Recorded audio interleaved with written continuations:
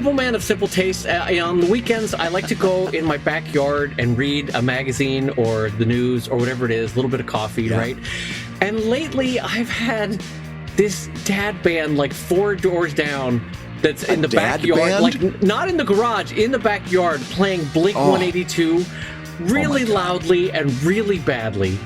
And so my question to you is, why do I, Dave Kellett, have to suffer because my neighbor had a divorce? Why do I have to listen to his bad dad band played in anger just because Susan walked out on him? That is really impolite. I mean, that's a real problem. And it's Blink 182. I mean, it'd be one thing if it was, I don't know, the Beatles or something, but this has got to be a little bit off-putting. Oh, yeah. I mean, you see why the divorce happened. If I was married to someone who's like, yeah, you know what? Blink 182 is my go-to. I'd be like, you know what? Time for the door. Time for the door for me. You know, it never occurred to me that putting together a garage band might be a response to a divorce, but that's a great swing, right? It's a lot cheaper than buying a Camaro and going cruising. You know, you get to stay at home. You get to be creative a little bit. It's a very constructive way to handle the divorce. It's just not particularly good for you. Well, it's funny you should mention the Camaro because I actually hadn't thought about this, but he also bought a sports car.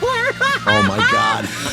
And on that note, I'm going to say hello, everybody, and welcome to Comic Lab, the show about making comics. And making sweet, sweet music and a living from comics. I'm Brad Geiger, the editor of webcomics.com and the cartoonist of Evil Inc. And I'm his friend Dave Kellett, roadie for Blink 182, apparently, and the cartoonist of Drive and Sheldon and co-director of the comics documentary Stripped. And this week's Hour of Comics Advice is made possible by your support at patreon.com/comicdad. Comic Dad! I love it. That's great. Dad. Go with it. I've got the dads right in my head That's there. right. That's right. So Dave, let's talk comics. Let's talk comics, my friend. And a reminder to everyone to join us over at patreon.com/comiclab because we've got not one, but 2 full bonus episodes that go out exclusively to our Patreon backers of Drunk Comic Lab. And Brad, what are the details for that? When do they have to join? Where do they have to join? Join right now. Those are going to go out in the place of the ProTips episode on Tuesday, 2 consecutive Tuesdays. Mm-hmm. The first one is going to be November 28th. That's going to be Drunk Comic Lab. And then Drunker Comic Lab, where we had already been recording for an hour. We both had a pretty good couple sheets to the wind energy going for us. And we're like, you want to keep going? And we're like, yeah, let's keep going. So we recorded Drunker Comic Lab. That's going to go out on December 5th. And again, those are going to be in the Pro Tips spot. So you're going to want to join at the $5 level or higher. And you're going to get those right off the bat, just delivered right into your feed. And I've been listening back to them. And they're a dang delight. It's a fun conversation, a lot of laughs, a lot of stories, a lot of storytelling. And wow, you're going to really like these 2 episodes. I'm not joking when I said last week that I think it's the 2 funniest things we've ever recorded. Brad is not kidding when he says it's a dang delight. You are going to love it. And a reminder that when you join us at patreon.com/comiclab, you'll also get the Discord servers, which is a great community for pros, pro-ams, and amateurs to share best practices. And you'll also get now over 300 episodes, I think, question mark? Yes, 300 episodes pro tips of our exclusive pro tips that goes out to Patreon backers. So join us over at patreon.com/comiclab. And Brad, let us jump into our first question this week. Brad and Dave, I've been building up to launching a Patreon. I'm fortunate enough to have a lot of creative friends and peers that have always been great resource for constructive feedback and the sharing of ideas. Great. My thought was to do a soft release of the Patreon with a special $1 tier that gives access to everything that I will be doing across all tiers when I go public. I would then unpublish this tier later. This I would offer to those few creative friends that I trust to give good, honest feedback and want to have in my inner circle to bounce ideas and ask for advice from. Ideally, this is where my creative peers can have full access to what I create and post as exclusives so that I can continue the sharing of ideas and feedback. I don't need to profit off my peers. In fact, I firmly believe that your creative peers are not your customers and should be treated as such. Even if the feedback they provide me is never directly linked to the Patreon, I think it would be nice to be generous and share what I create with them because I do already get a lot out of our relationship as it is. Is there anything wrong with creating a secret tier that gives other creatives access to all of my content and trading financial profit for potential creative profit? Brad, this short question I direct to you, my friend. The idea of offering a $1 tier that would then be unpublished to an exclusive group of friends and peers who would then give you creative advice. What are your thoughts on this? Okay, now before I go into my answer, I because we're going to talk about this quite a bit, to be fair to the question asker, I want you to know, Dave, that when he wrote that in, I wrote him back and I said, basically, am I hearing this right? You're asking me if it's okay to charge your friends $1 a month to give you creative feedback, for the privilege of giving you creative feedback. That was my read on this situation. Yes, okay. Yeah. And so to be fair, I asked that question. Now, you know how long that question was. And that was about 500-word question. He wrote back a 200-word answer that basically said yes. But he doesn't see it that way, right? He says, what I would like to do is give a few peers access to all of my Patreon for $1 because I don't believe there's a way to do it for free when it is live, or I would give it to them for free. All right. So and he went on and on. And one thing, I don't know what this person does in comics, but I do want to encourage you to find a qualified editor because holy moly, those were long questions and answers. But let's talk about this because I really want to discourage you from doing this for a couple reasons. Number one, no matter how good these friends are, they are going to be off-put by you reaching out to them and saying, hey, I want you to join my Patreon for $1 and give me feedback on what I'm posting there. You just got to know that that's going to be off-putting to people, unless, of course, you pair it like this. Like, if you're really not trying to profit off your friends, then here's what you should do. You should Venmo them $12. Yes, and say, yes. If not more, if not more for the trouble, you know? Yes. Here's 24. Join at the $1. I'll give you the extra $1, right? Or if these are all, and you say that they're creative friends, they're fellow creative people, you should be willing to join their Patreon for at the same or more amount of money. You should be willing to do what you're asking other people should do. But, I refuse to believe we're pretending as if you couldn't just email these people the stuff that you're planning on posting and saying, what do you think?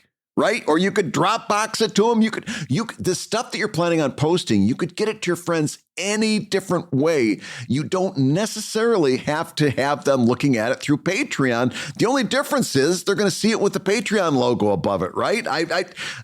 We're pretending like you just can't send this over through an email, and I refuse to believe that you can't figure that out. Yeah, so I'll chime in here because like Brad, my initial reaction was that same sense of like, wait, you're charging friends $1 for the privilege of being able to give you feedback that you're then expecting of them. So, but I will say that I understand that the lowest possible amount you could charge someone and still have it be a charge exclusive is $1. And so both Brad and I get that's what you're doing. And if you had the ability to charge $0, you probably would, right? So we get that. And I also get that maybe you want them to see the reaction of readers on Patreon. I also get that too. But like Brad, my immediate reaction was every time that an email update for a Patreon post comes out, you could just forward it to the 5-10 people that you want. You know, you could just forward it and be like, here's this week's, like literally say the same thing every week. Here's this week's, or here's this update. Like Brad, I have to say there's something, and I don't know that I can put my finger on it. There's something off-putting to me about the whole approach here. And I think what it is it's the sense of expectation that puts me off. Like I love Brad dearly. I love and I value Brad's advice, as you all know from Writer's Room, and the fact that very few people can make me course correct my thoughts and approaches to art.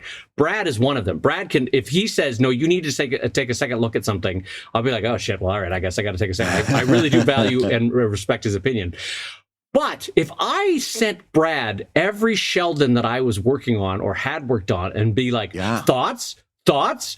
Oh Thoughts? my God. Thoughts, Brad? Yeah. Brad, what are your thoughts? I mean, Brad would eventually be like, Dave, I do genuinely and lovingly invite you to go to hell and to stop emailing me every time. Like, it's this weird, I don't know, what's the word, Brad? Like almost an entitlement of like, you got to figure a lot of this out on your own. I mean, it's lovely to have peers and friends that can share ideas with, but it's this sense that, I don't know, you jump in, Brad, because I feel like maybe I'm being too harsh about this. Well, no, you're not. You're not. You remember that guy that wrote in? This might have been a couple of years back, and he would bring up his comic, and then and he'd talk to people at parties, and he'd say, "You'd read something like that," and I'm paraphrasing. I might not be getting the details right, but he'd go, "You'd read something like that, right?" And the person would say yes. And then he'd run out to his car where he had him in his trunk, and he'd come back and he'd put it in their hand and say, "Now buy it." And he was right. I remember that quote. Yeah. And I may be being unfair because I may not be remembering it exactly, but it feels a lot like that. It feels that level of disconnect. And again, not only do I not believe that you couldn't just send this to people, but I'll even go one further. Maybe you really want to understand how the effect of posting it on Patreon is going to affect your work. How is it going to be seen in the Patreon app? How is it going to be seen on the Patreon desktop and so forth?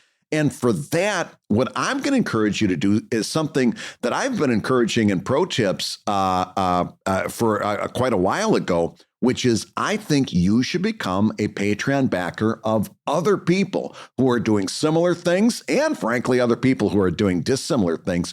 If you want to understand how Patreon works from the user perspective as opposed to the creator perspective, you should become a user. You should become a Patreon backer of a whole bunch of people. And by the way, it wouldn't cost you a whole lot of money, right? You could do this for a couple bucks a throw, and you can find out what it's like, because I learned tons of stuff about. In fact, the more I go, the more I'm a little bit optimistic about the Patreon user experience from the app standpoint, because as a user, I'm seeing what they're doing and the effect it's having.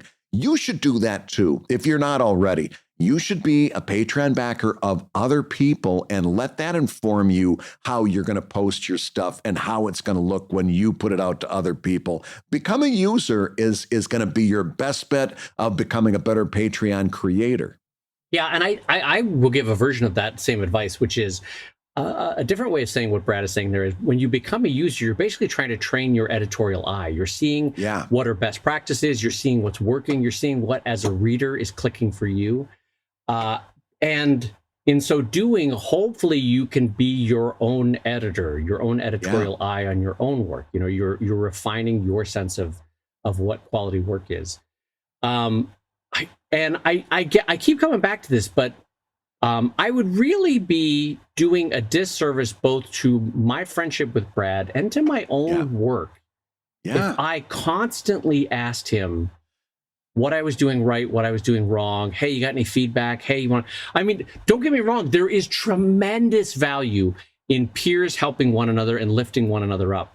But it has to be a gift freely given. If there's an expectation or a sense of entitlement with it, it gets wonky real quick. Where if every text from me to Brad was like, "Hey, Brad, what do you think of this?" Eventually, Brad would be like, "This fucking guy, what? Come on." Do you know what I mean, Brad? Like, I'm not being serious. Like, there are friends for whom there's a great balance in terms of what you can ask friends or peers. And this a little bit feels like tipping the scales to me. And again, maybe I'm reading too much into this. I'm saying this in friendship. Maybe I'm reading too much of this. Maybe this is all fine within this friend group and there's a shared expectation. But let's say, Brad, let's put it in a different art form, because sometimes that helps. Brad, if you had a friend who was a guitarist and every time they post a track to Patreon, if they weren't soliciting feedback and you gave them feedback every single time, they'd be like, all right, I wasn't really asking for feedback. You know what I mean? Right. Like, That's an imbalance in the other direction. You know what I mean? Where as a user, as a listener, you're giving too much.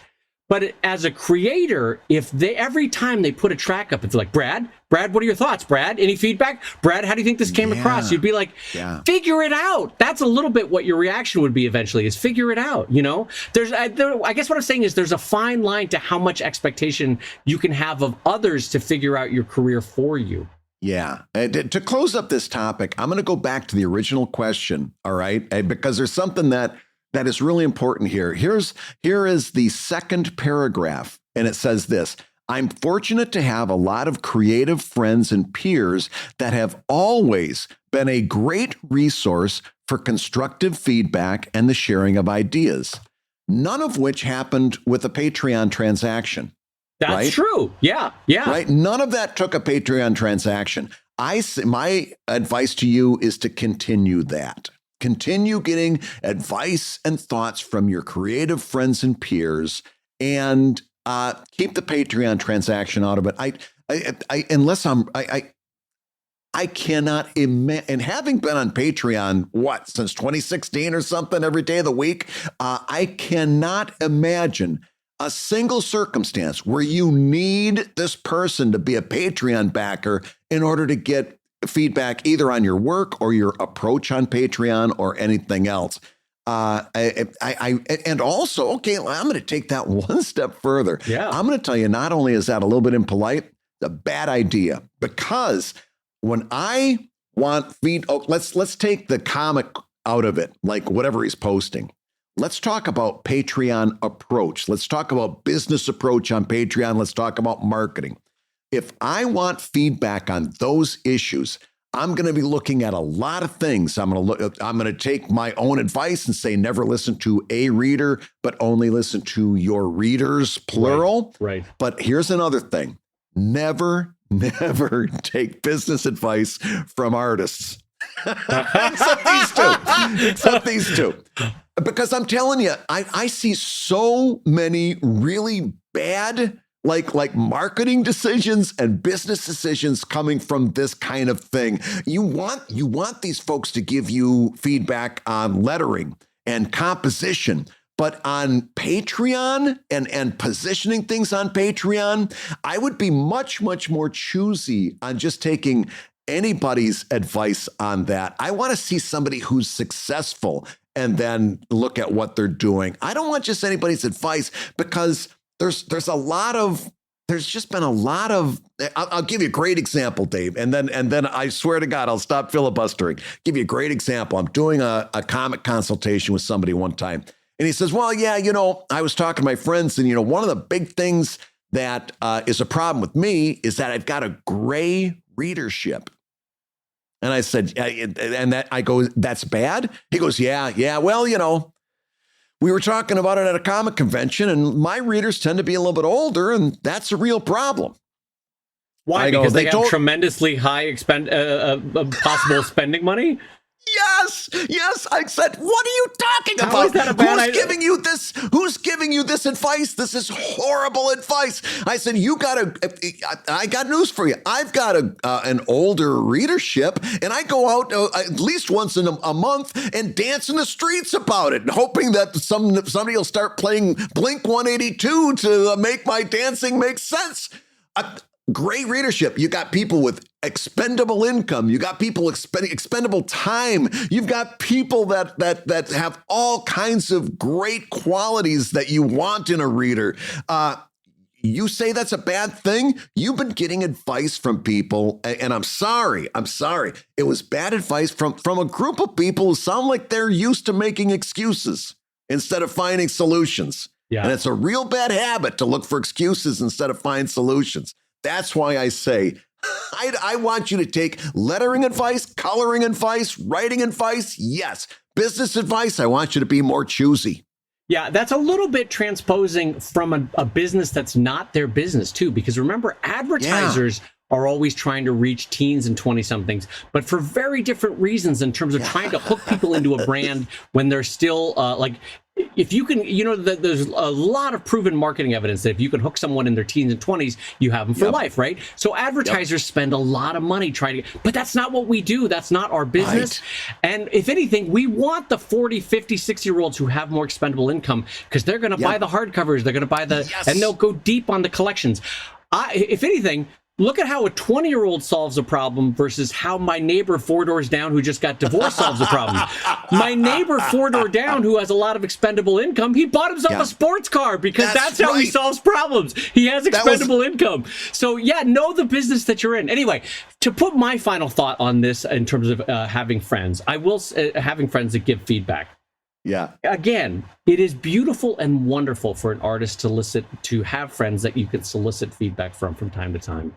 But I also want to say, this relates to Brad's story about the party where someone in physical spaces is describing a comic saying, isn't that a comic that you'd like? Don't you think that'd be a good one? And then going out and try to sell them to them. Yeah. If you ask for advice from the people in your life who know you and love you, sometimes the advice is not the best for you or your work because they know and they love you. And you get where I'm going with that. Sometimes people that love you will say, yeah, this is great. I love it because they love you, not because it's great. So in part, when we say cultivate your editorial eye, it's cultivate your editorial eye for work that you're creating for strangers. Because if you can convince a stranger to love your comics, you've done your job. If you can convince your mom to love your comics, we both know what might be happening there, right? Yeah. No, I think you're absolutely right. I think that puts a nice little button on it. And besides, I wanted to ask you, because I know it's getting to be that time of year. WorldCon is going to be in Seattle next year. Yes. And I know that's been on your radar. My question to you is, with WorldCon on the left coast, would you consider going this year? So WorldCon, So for those that are not familiar, and I wasn't familiar until a couple years ago, WorldCon is the big science fiction convention that also hosts the Hugo Awards, which is all of this is the biggest sort of fan-driven sci-fi thing in the world. It's been going on since the 30s. And it's a big deal for the sci-fi world. And I happen to notice that our friend and mentor and peer, Phil Folio, said, hey, it's going to be in Seattle this year. And I was excited for Phil because he's in Seattle. How fun for him that he doesn't have to travel. But then I thought to myself, Seattle's not that expensive a flight. And I like Seattle. I could see friends up there. I have a big readership in Seattle. Do I want to go, Brad, to WorldCon this year in Seattle and maybe get some booth space, maybe try to sell a little bit, maybe try to get into the Hugos? And I realized that my desire to go to WorldCon was entirely ego-driven in that I just want to be accepted by the sci-fi world. Yeah. And that none of that makes any business sense to me. No. And that as soon as I took a moment to weigh it in a business and not an egotistical sense, I realized, no, it's absolutely not a good idea for me to go to WorldCon, even though I want a Hugo Award and I want to be celebrated by sci-fi authors. The fact is, and I know this because they have told it to me, sci-fi authors wish they had my direct relationship with my audience in a way that they do not because they go through a publisher. And so they, if anything, they want my career, not the other way around. And so the only thing that I'm searching for is a childlike, like pat on the head from the sci-fi community, when in fact that does not matter to my business. No, and that's the kind of decision you have to make. You know, that's what you have to boil this down to is what is going to be the best use of your time, what's going to be the best use of your money. And let's face it, if a Hugo Award is in the cards for you, you're going to get a Hugo Award whether you go to this WorldCon or not. You know, what are you actually going to be accomplishing here? You know, and I think you're making the right decision. I think it's going to, I think you would end up being very disappointed if you spent all that time and money and didn't have a whole lot to show for it, other than maybe, you know, you do get to meet a lot of people You when do. you go to WorldCon. You could meet a woman that comes up and gives you business advice and maybe even does it in a musical way when she looks into your eyes and says, "Do you want to be in sci-fi? Do you want to write a book?" To bring it back, Brad. I haven't thought about her in forever. My favorite thing was when you did the line, "Do you want to write about the stars?" You did it kind of Ethel Merman-like, and I was here for it. It's true. I mean, like, if you step back and look at your career logically, and this is what I did with the WorldCon thing. The fact is, at some point in my late 50s, maybe in my 60s, I will be nominated for a Hugo Award. I know this. I'm not even joking. And here's the thing. Let's say I win a Hugo Award, right? Will I sell one additional book? Probably not. You know what I will get to do? I will, on the back of my book, get to say, Hugo Award-winning author Dave Kellett is proud to present Drive. And that changes the book not at all. It changes the quality of the story not at all. It does change in a tiny little way my ego. I get to say I'm a Hugo. But it doesn't, no one gives two shits. You know what I mean? And it doesn't move the needle in terms of book sales at all. Especially for an independent author like myself. So anyway, all this to say is that I would love to go to WorldCon. I would love to be celebrated in the sci-fi community. I would love to be nominated for Hugo. None of that needs to or will happen, and I'm not going and I'm not spending the money because it won't make a difference. Well, and because, I mean, you'd have to go to WorldCon in a completely different mindset. You'd have to go to WorldCon not as an exhibitor. You'd have to go there in a sense of almost more pure networking, of introducing yourself around. There's a lot of that. And then keeping in touch with these people throughout the year. And caring. You know what I mean? Caring. I wouldn't care. That's exactly. Like already I'm like, I could see you going around and introduce, "Hey, I'm Dave Kellett, nice to meet you, blah, blah, blah." But then let's say you start to make these inroads. Now you got to keep in touch with these people. Yes. Oh, God. It's exhausting. I'd rather be a cartoonist than be a marketing person. It's like, I don't. And like you said, your work, honest to goodness, is strong enough and has the kind of sci-fi street cred that eventually I think you're definitely going to be right up there at the Hugo Awards one way or the other. I don't know that you need this. Well, and it's eventually coming to the place where you realize that an award and in accolades of any way, shape, or form, they're nice for a moment, and we all love them, and they're all reaffirming of our career. But Brad, now that you're a couple weeks out, has your cartooning or your storylines changed at all, having won a Ringo Award? No. I mean, have your financial stresses been alleviated in any way, shape, or form? No, not at all. That Ringo check still hasn't showed up. I was hoping. but in fairness and in friendship, you feel 5 to 10%, a little bit more of a spring in your step, don't you? And that's fine. No, I mean, really, it was great. It was great when it happened. It was great to celebrate on social media. I've updated all of my profile pages because it is good marketing, right? To add Ringo Award winning cartoonist, right? You'd be silly not to use that marketing. And maybe that's when somebody looks at my profile page, that makes them look at me in a different way. But in terms of nuts and bolts kind of stuff, like did my comic change? No. Did I get a huge flood of Patreon backers? No. Did I get a huge flood of new book sales? No. Right? And but it feels good. It was great. I definitely enjoyed it. But in terms of realistic changes in your life, not so much. Right. So if you in the years ahead see Dave Kellett at a WorldCon, here's what probably happened. I probably got invited, or some of my costs got ameliorated. You know what I mean? Yeah. And someone was covering either my flight or my hotel. And then I was like, yeah, sure, I'll go now. Or a booth was covered for me, and so by the show. And so then I was selling for free. Or they had a WorldCon in Los Angeles or in San Diego, or maybe even in Brad's Philadelphia, a place where I could somewhat offset my costs. So it's not like it's out of the picture for me completely. I'm just saying I will look at it from a hard-nosed business perspective which is to say, can I make money at this show? Is it worth it for me to go, aside from the tiny egotistical boost that it would give me? So if you see me at a WorldCon, it probably means I found a way to make a profit at that show, which I couldn't if I go to Seattle right now, I don't think.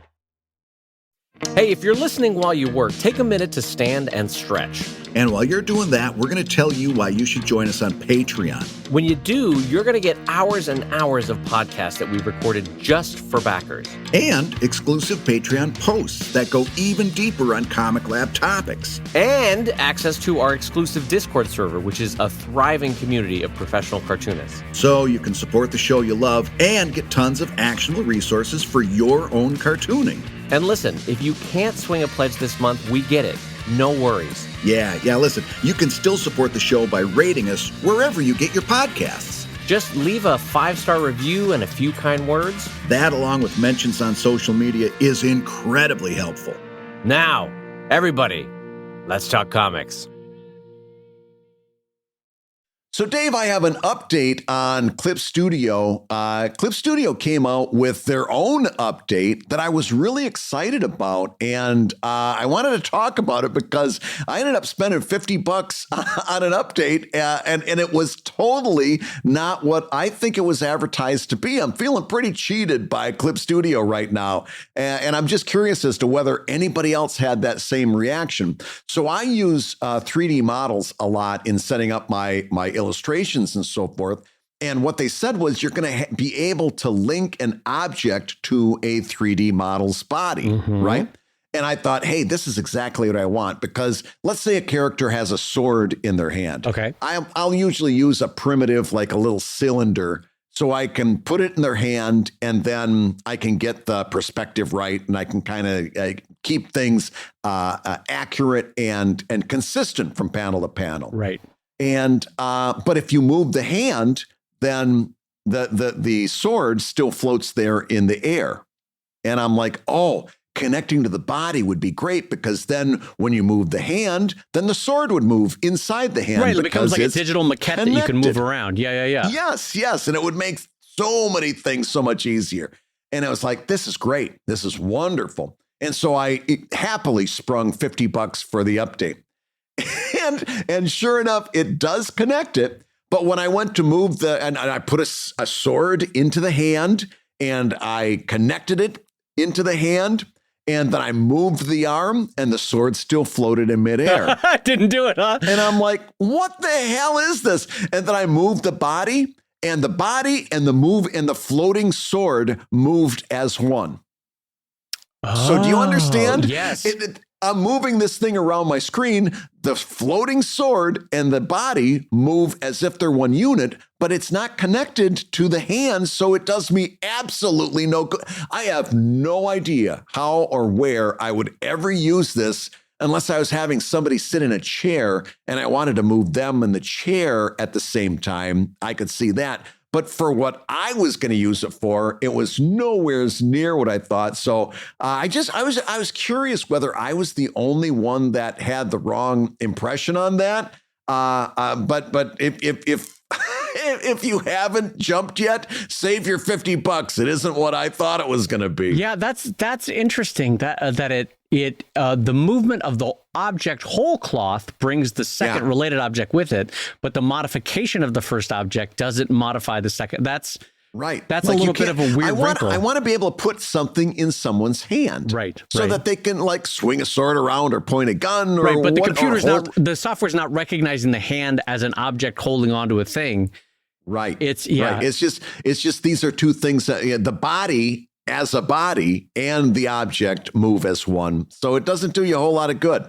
It's funny when updates come short like this. And I'll tell you, I wasn't going to bring it up, but since you brought that up, Adobe released their new generative AI built into InDesign, Illustrator, and Photoshop.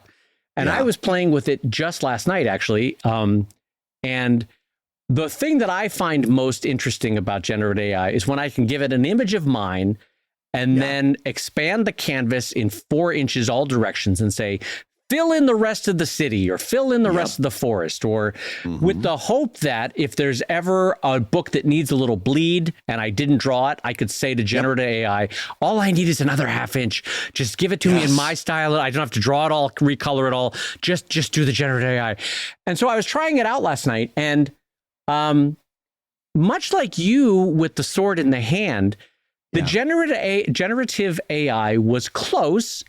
It was color-wise in terms of value and hue. It was close. In line art, it was close. In terms of depth of field and lighting, it was close. And so I give it full marks for like, hey, this is just as good as someone else that's not very good at art trying to mimic my style and trying to mimic what I was trying to do.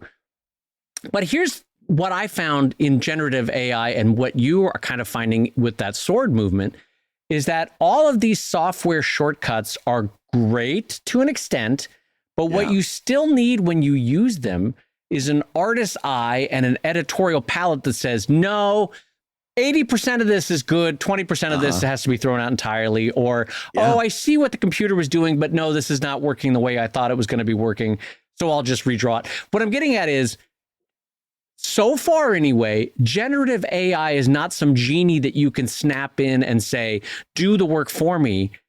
It gets you close, it gets you ideas, it gets you possibilities, but you still have to do the bulk of the work when it's done doing what it's going to do, you know? Yeah, it still has a long way to go. And I'm perfectly fine with that. Oh, me too. Me too. Yeah. You know what I mean? I do like that some things, like you said, extending a background when I do a desktop background for my Patreon backers, every now and again, I need to extend that a little bit so it gets the full aspect ratio.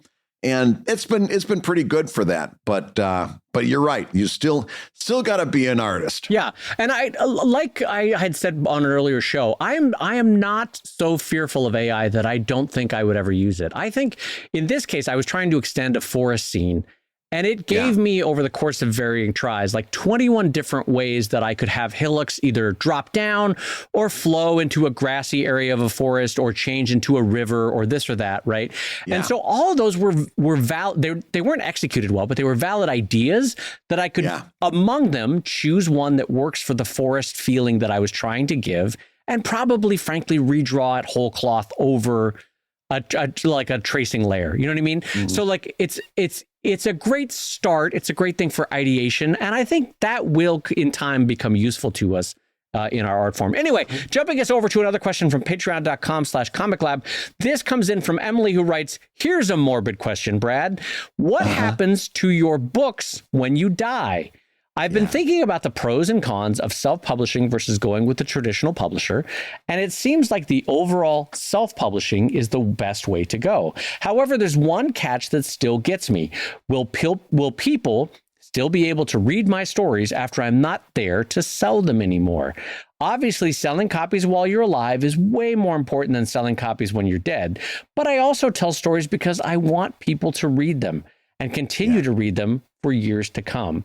It would be nice to know whatever legacy I build doesn't end simply because I'm not there to advertise it or sell it myself. P.S. I am nowhere near death. I'm nowhere near being on my deathbed. I'm just really, really curious. So, Brad, Emily writes in with a really good question about how our art continues after we die. And I'm curious to hear your thoughts with your books. Or with your art I'm in glad general. that Emily's not on their deathbed. I remember my grandfather, when he was on his deathbed, looked up at me and said, I wish I had gotten a normal bed. Again, going with that joke. By God, we're gonna make that one work one of these days, Brad. We're gonna make that joke land. To see if I can sneak it past you. So here's the thing, Emily. I hate to be the bearer of bad news, but I need to disabuse you of a notion that you seem to have, in which a publisher is going to keep publishing your books after you die. And I think that's an assumption you're making. And I don't think it's a realistic assumption unless certain factors are met. Yes. In other words, you're thinking, your career goes forward as it would. And once you die, the publisher just keeps putting your books out year after year after year. And that I don't think that's accurate. I don't think that's what happens unless your books are being sold at this high level of volume that it's within the publisher's best interest to republish them and redo another book run. And that might not be the case. Yeah, right? No, yeah, probably is not. Yeah. So, and there's lots of books that have gone out of print over time that were covered by publishers, right? There's a lot of published books that just go out of print over time. And at some point, someone's got to take a look at that and based on the sales and say, well, are we going to pay for another print run of this book? Are we going to make our money back? And the answer might not be yes. Again, unless your title is so popular that they know they can keep that going. Now, if you're a self-publisher and your books are at that level of popularity, if you're selling at that volume, chances are you might be dealing with a publisher at that point, signing a distribution deal just to get the distribution aspect of that. Because if you're selling at that high volume, self-publishing then starts to become very difficult, right? It's tough to scale at that point. Then you're bringing a publisher in just for the distribution benefits that they could bring. Right. But if you're like most of us, that's probably not going to be the case. And I think one way or another, it's a matter of degrees, right? If you're a self-publisher, most likely those books are going to stop being sold shortly after you pass on. And if you are published and even have a moderate following, those books are going to stop being published a few years after you pass on. They're going to stop one way or another, unless, of course, you're at a very, very high volume of sales, in which case, again, I think it's a push because between self-publishing and publishing, you're going to have somebody with an interest in keeping that going, whether it's the publisher or your family members. But I think for most of us, it's a question of the sales ending within a few months and the sales ending in a few years. Yeah. I don't know that there's. I don't think this is a reason to choose either self-publishing or corporate publishing. I don't think this is a real issue. Yeah, I think Brad's advice is spot on there. There's that old quote that bounces around that says, "You die two deaths in this world. Yeah. First, when you die." And then your second death is when the last person on earth speaks your name, right? In memory of you. And what you're talking about trying to do here, Emily, and it's totally natural. There is nothing unnatural about this. Brad and I will try to do the same, is trying to extend how long you can be in that second group, right? Yep. Like, we all want to be Aristophanes, and 2,000 years later, someone's talking about our plays. Or, or Euclid and like, hey, he was great at geometry, or hey, Socrates, he really figured out the philosophical thing. 2,000 years later, whatever it is, that someone would still speak Brad Geiger's name. Wouldn't that be lovely? Yes. But here's the truth. It ain't helping Euclid all that much. Socrates, I guarantee you right now, he doesn't care that we're still talking about him. He does not care. Yeah. And so it's a little bit the ego death of like, my life is over and my time on earth is over. And I don't get me wrong. I get it. We are all human, and death it's terrifying for all of us when we truly stop to think about it.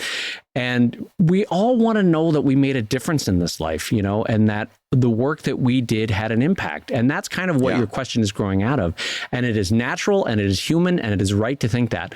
But the thing is, 99.99% of the impact that you will have is in your living days. And in a way, isn't that wonderful that you get to experience most of your impact in this world, and the people that you've met, the people that you've touched, the people that have seen your comics, the people, and by the way, you might not ever get to see the most impact you ever had with readers, that you really saved someone in a dark moment, which I guarantee happens.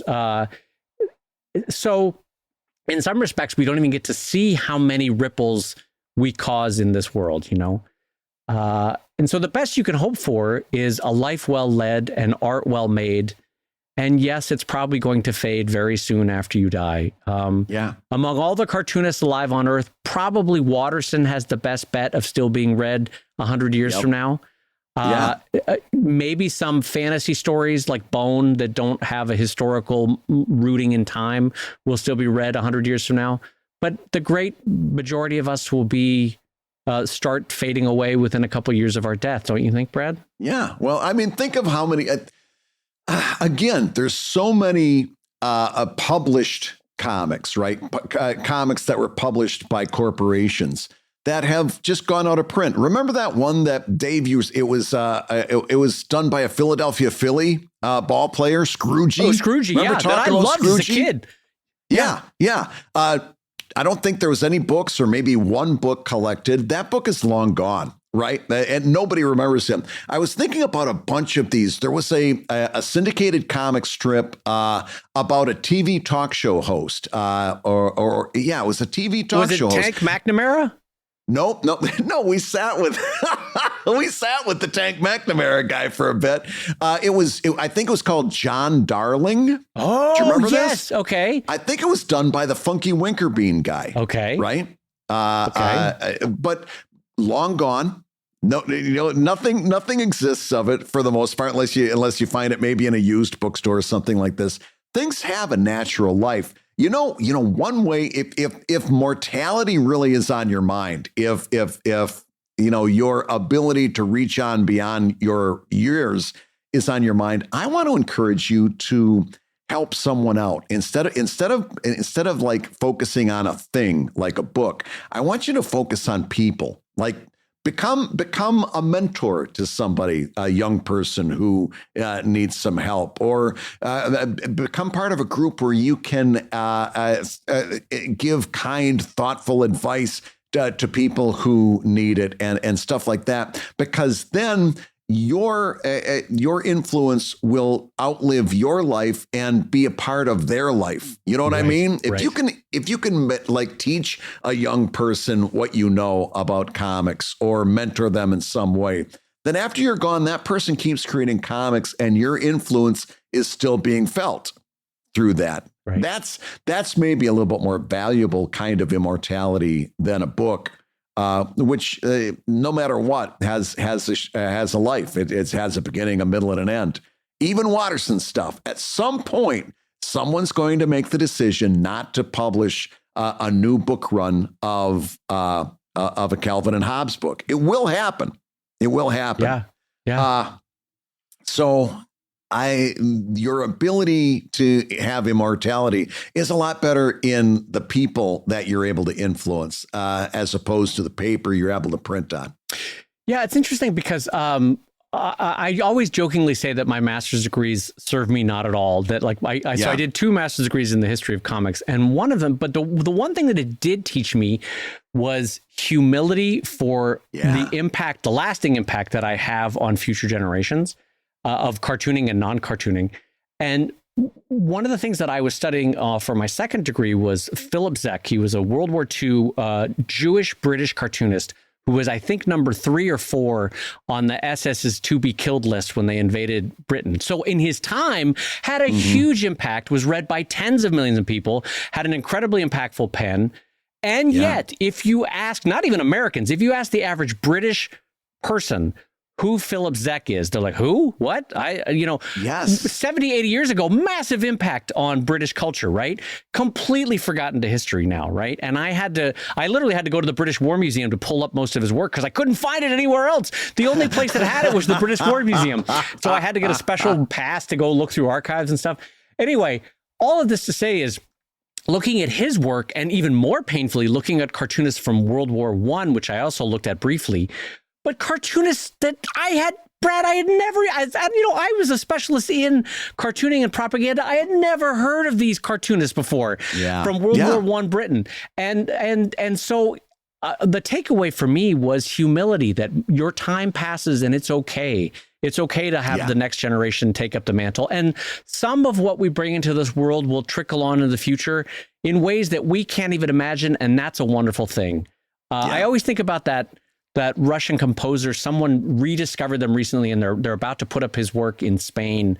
And how wonderful, like 200, 300 years after he died, his work had never been publicly performed, and now it's about to be. So yes, there is the chance in all of our art that somewhere 300 years from now, someone will discover Brad Geiger and be like, this guy was amazing. Why are there not books about it? And someone will put out a Kickstarter book of Brad Geiger, a 20th century cartoonist that you're going to love, right? Yeah. And yes, that's possible, but it's also perfectly fine to come to peace with the fact that we have our time on Earth and it ends, and so too with our art. Absolutely. So, Dave, let's take the time to do one more question before our time here is up.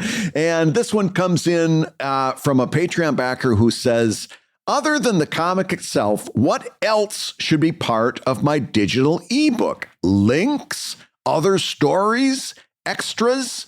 Dave, what kind of extras are you putting in an ebook? Oh, in an ebook. Okay. Well, so with the caveat that I have tried some of these, I will tell you that for the most part, an ebook is a low-cost alternative to the exact same book that you're going to put out or what you would have put out. So I have tried putting in hot links. I have tried putting in animated maps in the case of Drive. I have tried putting in little extras that I drew specifically for the ebook. I've tried all of those. And I'll tell you now, with a little bit of time and experience, I will tell you for the most part, none of that is worth it. Collect the comics, put them in the ebook, sell the ebook at a reasonable price, bada bing, bada boom, you're done. Brad, what do you think about that one? Agreed 100%. And part of this stems from insecurity, right? It's what's the word? Intruder fallacy. Help me out. Imposter syndrome. Yeah, the stuff that you've produced is not good enough. Yeah, exactly. Yes. Yeah. And so since it's not good enough, you think that you can make it better by throwing in tchotchkes and doodads and whistles and all this other stuff. Listen, pal, your work is good enough. You know, and if it's not, you're going to keep working until it is, but you're not going to somehow magically make it better by putting a doodad next to it. Right. Yeah. So focus on the quality of the comic. And if you got good quality comics and you collect those into an ebook, then that ebook will be valuable enough for somebody to purchase. All right. And all the doodads in the world ain't going to help you. Now, extras on a Kickstarter run for a print book. Now we're talking. Now I might be talking about a couple extras that I might be interested in doing because I want to do anything I can to make sure that Kickstarter goes over. Because as opposed to a $1.98 ebook, now we're talking about a print edition that has a much higher profit margin. I'm going to be more inclined to do that. And as I'm saying that, I'm trying to think of the extras that I've put into any of my books, and I don't have a whole lot of them. Like I know you do maps and you do different indicia type of things like encyclopedia pages and stuff for Drive, but for Sheldon, not a whole lot of extras there. Oh, none. Right? Yeah, none. It's just a collection. I think if you have confidence in your work, I am more inclined to do an extra for a print book, but for a digital book, I'm not that excited over it because again, I could see, okay, you've got an animated map. That's very intriguing because it's something you can't do in print. Right. But what is it going to get you? Yeah. We're talking nickels and dimes here for the amount of work that you may have put into it. You're not going to get your return on investment very much. So I'm not that hot on extras for a digital book. I just don't see the upside. Yeah. And so to put a little context in that, the animated map, the idea there was in my science fiction story, I have a war that's ongoing. And so the idea was shifting borders and frontiers of the battlefront in the war, over the course of time. So, but here's the thing. Beth and I probably wasted a day and a half, 2 days trying to figure out what ebook format could accept an animated GIF. And what a waste of time. It added nothing to the book. It was, you know what I mean? Like Brad said, it's a little bit of polish that gets you no extra money and gets the reader very little extra value. I will say the low hanging fruit is probably clickable links. It takes you 5 minutes.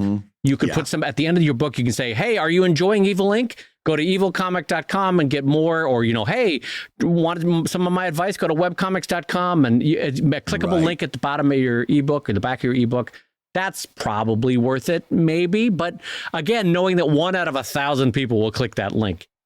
Yeah. And you said that map that you did, that was an animated GIF, right? I did. I said that was an animated GIF, just like the creator of the GIF format recently came out and said it's pronounced GIF. Yes, I did. Yes. Okay. I was curious as to how you put together that GIF, because it would take a lot of stuff. I think. The way I did it was I would take different layers, I combined them in Photoshop, and then I made the GIF animated on a timed basis so that the GIF would slowly transition from one image to another for the GIF. So you didn't use one of those preset animated GIF creators. No. There's a thing in Photoshop that says, hey, do you want to make an animated GIF? Of course you do. People love animated GIFs. Here's how you make an animated GIF. Well, I think that's good enough for today. Hey, let me tell you, we have established that a G could be a J as based on the fact that I tried to say it was Angelina Jolie, remember? Yeah, but you were a couple drinks in by that point. Yeah, that's true. Well, listen, it seems as if a perfectly fine time for me to say that you've been listening to Comic Lab, the show about making comics and making a living from comics. Your hosts have been my ever delightful friend, Brad Jagar, the editor of webcomics.com and the creator of Evil Inc. at evilcomic.com. And my friend, Dave Kellett, the co-director of the comics documentary Stripped, and the cartoonist of Sheldon at sheldoncomics.com and Drive at drivecomic.com. You know what's funny? Only for the first time do I realize that your name with a soft G, you're very close to Jaguar. Oh, Brad Jaguar. Imagine, what is the life of a guy with the name Brad Jaguar? Brad Jaguar. Yeah. I don't know that I'm going to be honest, I don't know that Brad Jaguar drives a Mazda. I don't think that's the life for Brad Jaguar. No, he probably drives, honestly, probably drives a BMW. He's a real jerk. Yeah. The Comic Lab theme song is used with permission from Andy Creighton at theworldrecord.net, and this episode was edited by the ever wonderful Matt Woodard of Windsong Productions over at www.woodsong.media. Until Mrs. Jaguar finally understandably kicks him to the curb, at which time he'll be shopping for a new Camaro. I don't know that there is a Mrs. Jaguar. I don't. Oh, no. Listen, there's always a Mrs. Jaguar. Because I think Brad Jaguar is hanging out at casinos in Monte Carlo. He's not tied down. With chains around his neck. He's got the deep V and a lot of very thick, wispy chest hair is what's happening with Brad Jaguar. God. Yeah, I'd love to meet him. If you love Comic Lab, you can rate and review the show on Apple Podcasts and on Spotify, where we continue to tear up the podcast charts. And you may hear your review featured on a future episode like this one. This review coming in, and thank you so much, from Devil, who said, love the content, but love the laughing as well. And as well as the podcast ended. The man with the golden laugh and, quote, do you expect me to die? No, Mr. Bond, I expect you to giggle, unquote. Absolutely loved that humor. That is and how appropriate a quote for Brad Jaguar that he's got. Do you expect me to die, Mr. Bond? No, Mr. Jaguar, I expect you to giggle. I was getting ready to turn the giggles into J's, but I was going to say, well, you can always look forward to seeing me jiggle. And I'm like, no, I don't think I need to use that line so much. No, I don't think the world needs to imagine Brad Geiger or Brad Jaguar jiggling. I will say Comic Lab is made possible by your support on patreon.com/Comic Lab. So I will go ahead and say that twice, because you are going to join us for those 2 drunk Comic Labs coming out by Thanksgiving. So patreon.com/Comic Lab.